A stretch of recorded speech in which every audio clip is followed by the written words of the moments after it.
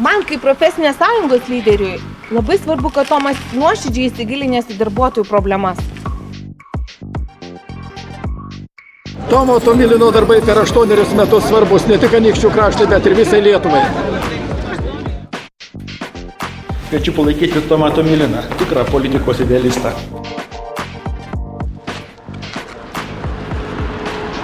Demokratija veikia, kai veikiame patys. Tomas Tomilinas – žmogus, kurią galima būtų pasitikėti ir su kuria galima dirbti Seime. Žalioji politika gali būti įgyvendinta tik kartu su socialinė politika. Būtent toks politikas yra Tomas Tomilinas. Man kaip merui Tomo savybės patinka, ką darom čia ir dabar.